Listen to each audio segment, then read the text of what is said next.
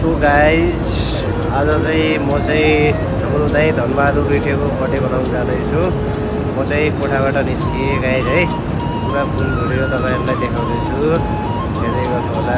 अब चाहिँ म चाहिँ धनबहादुर रिठेको लागि केक लिन केकको दोकानमा गएँ गाइज है। मैले केक लगेँ, केक अर्डर गरिसकेँ। केक अर्डर गरिसकेपछि अब चाहिँ नाम लेखिँदैछ धनबहादुर रिठे।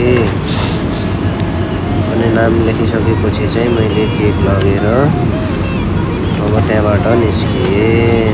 त्यहाँबाट निस्किसकेपछि अब धनबहादुर रिठेको रुमतिर लागेँ।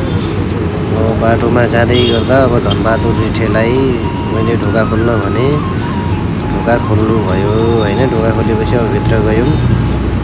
भित्र अब happy birthday, thank you so much. तू यार अहिले झ्याप भया हो। अब यहाँ चाहिँ धनबहादुर रिठेको रुममा कोही रहेनछन् होइन। अब यहाँ चाहिँ अब अलिक कोठा सानो पर्ने भएकाले हामी बर्थडे बनाउनु चाहिँ अर्कै रुममा जाँदैछु। ल है गाइज, हामी चाहिँ बर्थडे बनाउन अर्कै रुमतिर लाग्यौँ।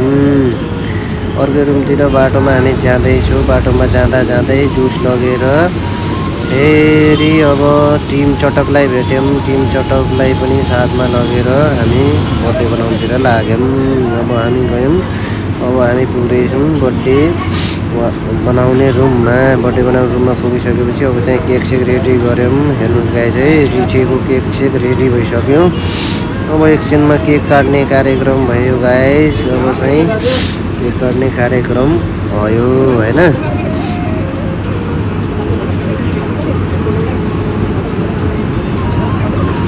अब केक काट्ने कार्यक्रम भइसक्यो गाइज है। अब सब रेडी भइसके।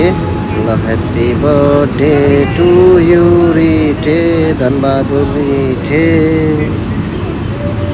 र अब चाहिँ केक काट्ने कार्यक्रम भइसकेपछि अब एकछिनपछि हाम्रो चाहिँ टिका ग्रहण गर्ने कार्यक्रम सुरु हुँदैछ। अब चाहिँ टिका ग्रहण गर्ने काम सुरु भइसक्यो गाइज है। एक एक गरेर सबैले टिका लगाउँदैछन्। टिका लगाइसकेपछि चाहिँ अब हामी चाहिँ टिम चटकहरूलाई पार्टी भनेको थियौँ नि त। अब टिम चटकलाई पार्टी दिनलाई हामीले पिज्जा बर्गरहरू लिएर टिम चटकलाई बसालिसक्यौँ भुइँमा। भुइँमा बसालिसकेपछि